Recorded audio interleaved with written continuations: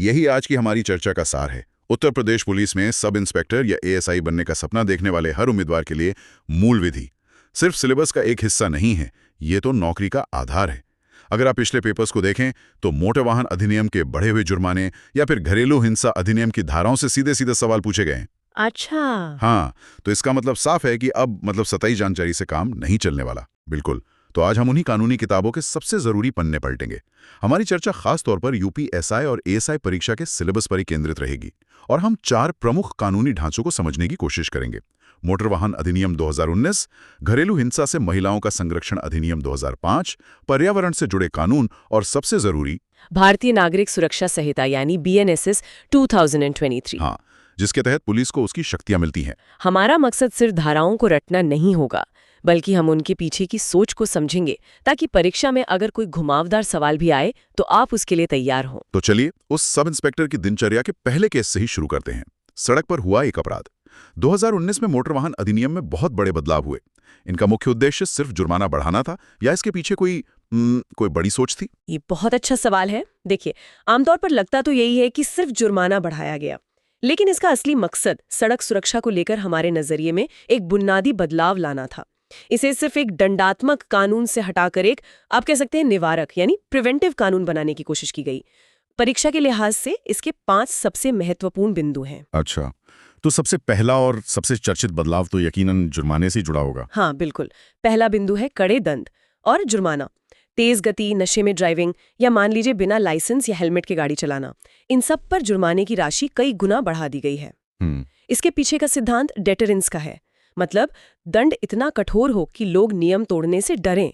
ये सरकार के लिए राजस्व जुटाने का तरीका नहीं, बल्कि लोगों की जान बचाने की एक कोशिश है। ये तो हुई सजा की बात। प्रक्रियाओं को आसान और पारदर्शी बनाने के लिए भी कुछ किया गया, क्योंकि लाइसेंस बनवाना ही अपने आप में एक बहुत बड़ी चुनौती होती थी। बिल्कुल। दूसरा महत्वपूर्ण बिंदु है प्रक्रियाओं का सरलीकरण और डिजिटलीकरण। अब जैसे लर्नर लाइसेंस के लिए आवेदन पूरी तरह से ऑनलाइन हो गया है। अच्छा, ये तो बहुत अच्छा हुआ। हाँ, इससे न केवल पारदर्शिता बढ़ी है, बल्कि जो दलाल होते थे और फर्जी लाइसेंस बनते थे, उन पर भी रोक लगी है। इसी के साथ कमर्शियल वाहनों के लाइसेंस की वैधता भी 3 साल से बढ़ाकर 5 साल कर दी गई है, ताकि ड्राइवरों को बार बार दफ्तरों के चक्कर ना काटने पड़े। बिल्कुल। ये एक बहुत जरूरी कदम है। लेकिन उन मामलों का क्या जहां कोई गाड़ी टक्कर मारकर भाग जाती है, मतलब हिट एंड रन केस, उन पीड़ितों को तो अक्सर कुछ भी नहीं मिल पाता। इसी कमी को दूर करने के लिए तीसरा प्रावधान लाया गया, मोटर वाहन दुर्घटना कोष का निर्माण। यह केंद्र सरकार द्वारा बनाया गया एक फंड है। इसका मकसद है सड़क दुर्घटना के सभी पीड़ितों को अनिवार्य बीमा और मुआवजा देना, खासकर हिट एंड रन मामलों में। अगर दोषी वाहन का पता नहीं भी चलता है तो भी इस कोष से पीड़ित परिवार को मुआवजा दिया जाएगा। और सड़कों पर जो पुरानी खटारा गाड़ियां चलती हैं, उनके लिए क्या कोई नियम सख्त हुआ है, जो प्रदूषण भी फैलाती हैं और जिनसे एक्सीडेंट का खतरा भी बना रहता है? हाँ, और ये चौथा और बेहद महत्वपूर्ण बिंदु है, वाहन फिटनेस की ऑटोमेटेड टेस्टिंग। अब गाड़ियों की फिटनेस जांच इंसानों द्वारा नहीं, बल्कि पूरी तरह से ऑटोमेटेड मशीनों से होगी। अच्छा, मतलब कोई ह्यूमन इंटरवेंशन नहीं होगा? बिल्कुल। इससे भ्रष्टाचार की गुंजाइश खत्म होगी और ये पक्का होगा कि सिर्फ सुरक्षित और कम प्रदूषण फैलाने वाले वाहन ही सड़कों पर चलें। इसमें एक और प्रावधान है कि अगर किसी गाड़ी के मॉडल में कोई खराबी निकलती है जिससे पर्यावरण को नुकसान हो सकता है, तो निर्माता को उस मॉडल की सभी गाड़ियों को वापस बुलाना होगा। इन सभी नियमों को सही से लागू करवाने और भविष्य के लिए नीतियां बनाने के लिए क्या कोई खास संस्था भी बनाई गई है? जी, 5वां बिंदु उसी से जुड़ा है, राष्ट्रीय सड़क सुरक्षा बोर्ड का गठन। ये एक सलाहकार संस्था होगी जो सड़क सुरक्षा और ट्रैफिक मैनेजमेंट के मामलों पर केंद्र और राज्य सरकारों को वैज्ञानिक सलाह देगी। इसका काम डेटा इकट्ठा करना, रिसर्च करना और नीतियां सुझाना होगा, ताकि फैसले अनुमान पर नहीं बल्कि तथ्यों पर आधारित हों। तो मतलब अब ट्रैफिक नियम तोड़ने पर जेब पर असर बहुत गहरा पड़ेगा। लेकिन पुलिस की जिम्मेदारी सिर्फ सड़कों पर ही तो खत्म नहीं होती है। कई बार उसे लोगों के घरों के दरवाजे तक भी पहुंचना पड़ता है, खासकर जब मामला महिलाओं की सुरक्षा का हो। यहीं पर घरेलू हिंसा अधिनियम 2005 की भूमिका आती है। ये कानून पहले से मौजूद कानूनों से इतना अलग और खास क्यों है? ये खास इसलिए है क्योंकि यह सोच में एक बहुत बड़ा बदलाव लाता है। यह एक सिविल कानून है, फौजदारी यानी क्रिमिनल नहीं। अच्छा, ये एक बड़ा अंतर है। जी, इसका मतलब है कि इसका पहला मकसद पति या परिवार को जेल भेजना नहीं, बल्कि हिंसा झेल रही महिला को तुरंत सुरक्षा, घर और आर्थिक मदद देना है। ये सजा से ज्यादा बचाव और राहत पर फोकस करता है, जो इसे बाकी कानूनों से बिल्कुल अलग और ज्यादा प्रभावी बनाता है। ये तो बहुत अहम बात है। तो इसकी सबसे पहली खासियत क्या है जो इसे इतना मजबूत बनाती है? इसकी पहली और सबसे बड़ी ताकत है घरेलू हिंसा की व्यापक परिभाषा, जो इसकी धारा 3 में दी गई है। ये कानून सिर्फ मारपीट यानी शारीरिक हिंसा को ही घरेलू हिंसा नहीं मानता। मतलब सिर्फ फिजिकल वायलेंस नहीं? बिल्कुल नहीं। ये यौन, मौखिक, भावनात्मक और यहाँ तक कि आर्थिक दुर्व्यवहार को भी उतनी ही गंभीरता से लेता है। किसी महिला को ताने मारना, उसे अपमानित करना या उसके पैसों पर कब्जा कर लेना, ये सब भी इस कानून के तहत घरेलू हिंसा है। अगर कोई महिला इस तरह की हिंसा का सामना कर रही है तो उसे सबसे पहली और तत्काल मदद क्या मिल सकती है? यहीं पर इसका दूसरा सबसे शक्तिशाली औजार सामने आता है। धारा 18 के तहत संरक्षण आदेश, जिसे प्रोटेक्शन ऑर्डर कहते हैं। जी। जैसे ही महिला मजिस्ट्रेट के सामने अपनी अर्जी देती है, मजिस्ट्रेट पहली सुनवाई में ही आरोपी को किसी भी तरह की हिंसा दोहराने से रोकने का आदेश दे सकता है। आरोपी को महिला के काम करने की जगह या बच्चों के स्कूल के पास जाने से भी रोका जा सकता है। ये एक तरह का कानूनी कवच है। अक्सर ये भी देखा जाता है कि हिंसा के बाद महिला को घर से निकाल दिया जाता है। क्या ये कानून इस स्थिति में कोई मदद करता है? ये इस कानून का तीसरा और मैं कहूंगी क्रांतिकारी प्रावधान है। धारा 19 के तहत साझा घर में रहने का अधिकार। ये कानून साफ कहता है कि किसी भी महिला को उसके साझा घर से नहीं निकाला जा सकता, भले ही वो घर पति के नाम पर हो, सास-ससुर के नाम पर या फिर किराए का ही क्यों न हो। जब तक कानूनी प्रक्रिया पूरी नहीं होती, उसे बेघर नहीं किया जा सकता। ये उसकी सबसे बड़ी सुरक्षा है। और आर्थिक रूप से उसे आत्मनिर्भर बनाने या मदद करने के लिए भी कोई प्रावधान है? क्योंकि अक्सर महिलाएं आर्थिक रूप से पति पर निर्भर होती हैं। हाँ, चौथा बिंदु इसी जरूरत को पूरा करता है। धारा 20 के तहत मौद्रिक राहत यानी मॉनेटरी रिलीफ। पीड़ित महिला हिंसा की वजह से हुए अपने हर तरह के आर्थिक नुकसान की भरपाई की मांग कर सकती है। इसमें मेडिकल का खर्च, नौकरी छूटने से हुआ नुकसान और उसके और बच्चों के रोजमर्रा के खर्चे के लिए गुजारा भत्ता भी शामिल है। और अगर इस रिश्ते में बच्चे भी हैं तो उनकी सुरक्षा का क्या? तो पांचवा प्रावधान लागू होता है धारा 21 के तहत अभिरक्षा आदेश, मतलब कस्टडी ऑर्डर। मजिस्ट्रेट बच्चों के हितों को ध्यान में रखते हुए उनकी अस्थायी अभिरक्षा, मतलब टेम्पररी कस्टडी, पीड़ित महिला को दे सकता है। और अगर ऐसा लगता है कि आरोपी बच्चों को नुकसान पहुंचा सकता है तो उसे बच्चों से मिलने से भी रोका जा सकता है। तो सड़क और घर के बाद अब हमारे उस काल्पनिक सब इंस्पेक्टर की ड्यूटी का तीसरा पहलू आता है पर्यावरण। सिलेबस में पर्यावरण संरक्षण पर भी जोर है। ये तो एक बहुत बड़ा विषय है। परीक्षा के लिहाज से एक पुलिस अधिकारी को कौन से मुख्य कानूनी प्रावधान पता होने चाहिए? आपने सही कहा, ये विषय बहुत व्यापक है। पुलिस की भूमिका यहाँ सिर्फ चालान काटने तक सीमित नहीं, बल्कि बड़े पर्यावरणीय अपराधों को रोकने में भी है। उम्मीदवारों को कम से कम 5 प्रमुख कानूनों और नियमों की जानकारी होनी चाहिए। पहला तो पर्यावरण संरक्षण अधिनियम 1986 ही है। ये एक छाता कानून है, मतलब एक अम्ब्रेला एक्ट है जो केंद्र सरकार को पर्यावरण की रक्षा के लिए नियम बनाने की व्यापक शक्ति देता है। एक पुलिस अधिकारी को पता होना चाहिए कि इस एक्ट के उल्लंघन पर 5 साल तक की कैद या 1 लाख रुपए तक का जुर्माना हो सकता है। और वन्य जीवों की तस्करी या अवैध शिकार के बारे में क्या? अक्सर पुलिस ही पहली कड़ी होती है जो ऐसे मामलों को पकड़ती है। बिल्कुल। दूसरा महत्वपूर्ण कानून है वन्य जीव संरक्षण अधिनियम 1972। ये बाघ, हाथी जैसे संरक्षित जानवरों के अवैध शिकार और उनके अंगों के व्यापार को रोकता है।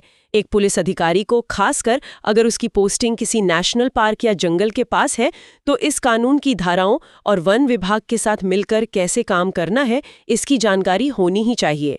आज के दौर में प्रदूषण एक बहुत बड़ी समस्या है। क्या जल और वायु प्रदूषण को लेकर भी पुलिस की कोई सीधी जिम्मेदारी बनती है? हाँ, यहाँ पर तीसरा और चौथा कानून आता है, जल अधिनियम 1974 और वायु अधिनियम 1981।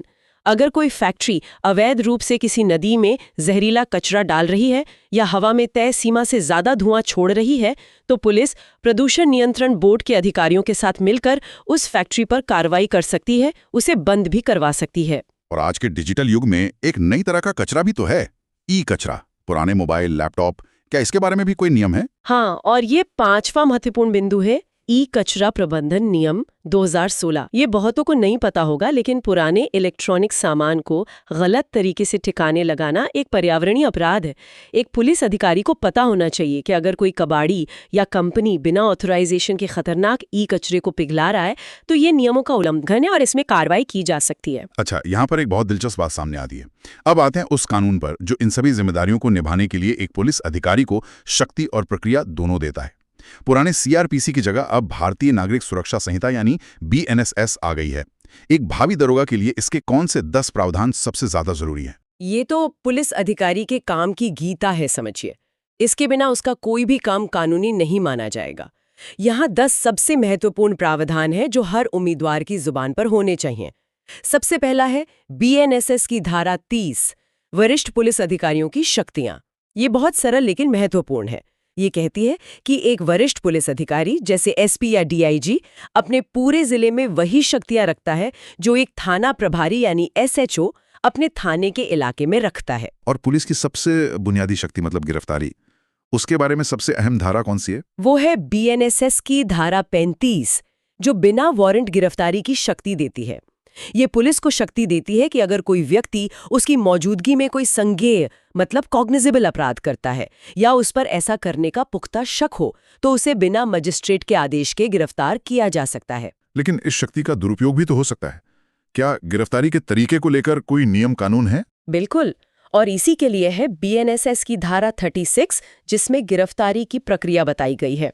इसमें साफ लिखा है कि गिरफ्तारी कैसे की जाएगी। महिला को सूर्यास्त के बाद और सूर्योदय से पहले गिरफ्तार नहीं किया जाएगा, कुछ विशेष परिस्थितियों को छोड़कर, और गिरफ्तार व्यक्ति को उसके अधिकारों के बारे में बताया जाएगा। यह शक्ति और जिम्मेदारी के बीच एक संतुलन बनाती है। एक मिनट, मान लीजिए कोई अपराधी अपराध करके दूसरे राज्य भाग जाए, जैसे उत्तर प्रदेश से कोई तमिलनाडु भाग गया, तो क्या यूपी पुलिस उसका पीछा कर सकती है? आपने बिल्कुल सही मुद्दा उठाया। इसी के लिए है बीएनएसएस की धारा 45, अपराधियों का पीछा करना। यह धारा एक पुलिस अधिकारी को अपराधी को गिरफ्तार करने के लिए भारत में किसी भी कोने में उसका पीछा करने की शक्ति देती है। अपराध की कोई भौगोलिक सीमा नहीं होती, इसलिए पुलिस की शक्ति को भी सीमाओं में नहीं बांधा जा सकता। इस नए कानून में आम नागरिकों की भूमिका को लेकर भी कुछ बदलाव आया है? हाँ, एक बहुत बड़ा और सकारात्मक बदलाव आया है। 5वां बिंदु है जनता द्वारा कुछ अपराधों की सूचना देने का कर्तव्य। अब ये नागरिकों का कर्तव्य होगा कि वे देश की एकता, अखंडता या सुरक्षा से जुड़े कुछ गंभीर अपराधों के होने की मंशा की सूचना तुरंत नजदीकी पुलिस या मजिस्ट्रेट को दे। ये पुलिस और जनता के बीच की साझेदारी को मजबूत करता है। जांच प्रक्रिया को लेकर अक्सर देरी की शिकायत रहती है। क्या इसे लेकर कोई समय सीमा तय की गई है? बिल्कुल। छठा और एक बेहद जरूरी प्रावधान है जांच पूरी करने की समय सीमा, जो बीएनएसएस की धारा 193 में है। अब बलात्कार जैसे संगीन अपराधों में पुलिस को एफआईआर दर्ज होने के 2 महीने के भीतर जांच पूरी करके रिपोर्ट अदालत में पेश करनी होगी। इससे पीड़ित को जल्द न्याय मिलने की उम्मीद बढ़ेगी। जांच के दौरान आरोपी को कितने दिन तक हिरासत में रखा जा सकता है? 7वां बिंदु पुलिस अभिरक्षा की अवधि से जुड़ा है। जिन गंभीर अपराधों में सजा मृत्युदंड, आजीवन कारावास या 10 साल से ज्यादा है, उनमें चार्जशीट दाखिल करने के लिए अधिकतम 90 दिन का समय मिलेगा, और दूसरे मामलों में ये अवधि 60 दिन की होगी। एक पुलिस अधिकारी को अपनी ड्यूटी निभाने के दौरान कई बार कड़े फैसले लेने पड़ते हैं। क्या उन्हें कोई कानूनी सुरक्षा भी मिलती है? हाँ, 8वां बिंदु अधिकारियों का संरक्षण है। अगर किसी पुलिस अधिकारी या मैजिस्ट्रेट ने अपनी ड्यूटी के दौरान कोई काम सद्भावना मतलब गुड फेथ में किया है, तो उस पर बिना सरकार की पूर्व मंजूरी के कोई मुकदमा नहीं चलाया जा सकता। ये उन्हें बिना डरे और बिना किसी दबाव के अपना कर्तव्य निभाने की आज़ादी देता है। टेक्नोलॉजी के इस युग में सबूत इकट्ठा करने की प्रक्रिया में कोई बड़ा बदलाव आया है? एक क्रांतिकारी बदलाव आया है, जो 9वां बिंदु है अपराध स्थल की अनिवार्य वीडियोग्राफी। अब ऐसे सभी अपराध जिनमें सजा 7 साल या उससे ज्यादा है, वहां फोरेंसिक टीम का जाना अनिवार्य होगा और वो सबूत इकट्ठा करने की पूरी प्रक्रिया की वीडियोग्राफी करेगी। इससे सबूतों से छेड़छाड़ की गुंजाइश लगभग खत्म हो जाएगी और केस मजबूत होगा। और आखिरी 10वां सबसे महत्वपूर्ण प्रावधान क्या है? 10वां है बीएनएसएस की धारा 191, जो गवाहों की सुरक्षा से जुड़ा है। ये धारा साफ करती है कि कोई भी पुलिस अधिकारी किसी शिकायतकर्ता या गवाह को बयान देने के लिए जबरदस्ती अपने साथ पुलिस स्टेशन चलने के लिए बाध्य नहीं कर सकता। उन्हें नोटिस देकर बुलाया जाएगा। ये गवाहों को बिना डरे सच बोलने का हौसला देता है। तो कुल मिलाकर आज हमने यूपी पुलिस परीक्षा के लिए मूल विधि के 4 स्तंभों को मजबूत किया। मोटर वाहन अधिनियम के तहत सड़कों को सुरक्षित बनाने के नियम, घरेलू हिंसा के खिलाफ महिलाओं को मिले कानूनी हथियार, पर्यावरण की रक्षा में पुलिस की भूमिका, और सबसे जरूरी बीएनएसएस के तहत एक पुलिस अधिकारी के अधिकार और कर्तव्य। बिल्कुल, लेकिन यहाँ एक सवाल सोचना बहुत जरूरी है। आज हमने लिखित कानूनों की बात की, पर कानून का असली उद्देश्य समाज में न्याय और व्यवस्था स्थापित करना है। एक भावी पुलिस अधिकारी के तौर पर यह सोचना सबसे महत्वपूर्ण है कि इन नियमों को जमीन पर मानवीय संवेदना और निष्पक्षता के साथ कैसे लागू किया जाए, क्योंकि कानून किताबों में नहीं, समाज में जीता है। एलिमेंट ऑफ जॉब्स पर इस गहन विश्लेषण के लिए आपका बहुत बहुत धन्यवाद। अगर ये जानकारी उपयोगी थी तो हमारे चैनल को सब्सक्राइब करें, इस वीडियो को लाइक करें और हमें कमेंट्स में बताएं कि अगला विश्लेषण किस टॉपिक पर चाहते हैं।